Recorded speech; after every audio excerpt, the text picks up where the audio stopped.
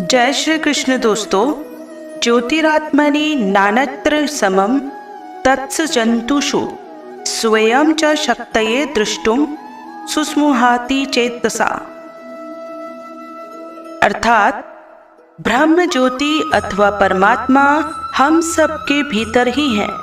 वह सभी जीवधारी में एक समान है। मनुष्य मन को अच्छी तरह शांत और स्थिर करके उसी से उसको देख सकता है। आप सभी दर्शकों का हमारे YouTube चैनल राधे कृष्ण वैदिक में हार्दिक अभिनंदन और स्वागत है।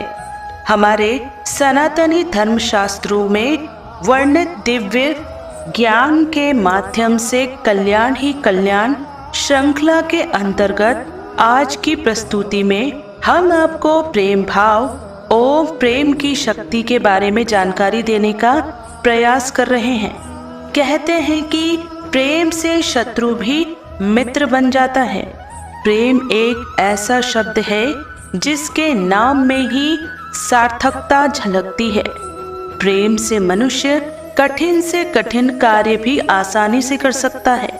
देखा जाए तो प्रेम सारी देवी संपत्तियों का मूल स्रोत है।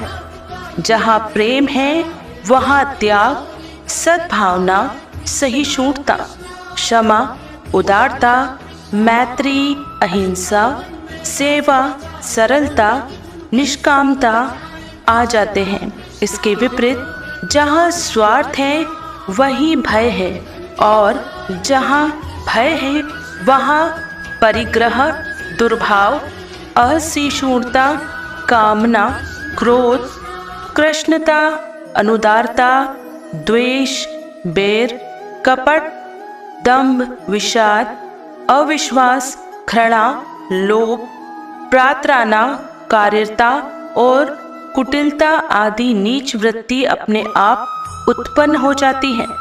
जहाँ देवी संपत्ति है वहाँ से सुख, उल्लास, आनंद, आत्मीयता रहती है, और जहाँ असुरी संपत्ति है वहाँ शोक, विषाद, दुख, परायापन इत्यादि रहते हैं।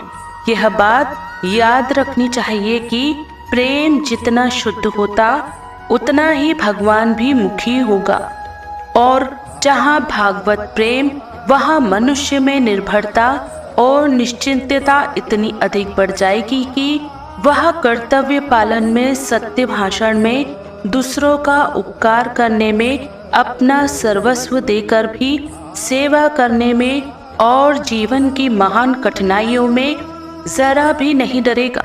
वह दृढ़ प्रतिज्ञ, मनस्वी, साहसी, वीर होने के साथ अत्यंत विनम्र, आदर्श, विनय, माधुर भाषी, किसी भी कार्य को सोच समझकर करने वाला और शांति प्रिय होगा।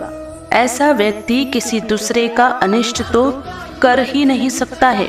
वह सर्वथान निस्वार्थ, भगत विश्वासी, भगवत कृपा पर निर्भर रहने वाला और सदा आनंद में मग्न रहने वाला होगा।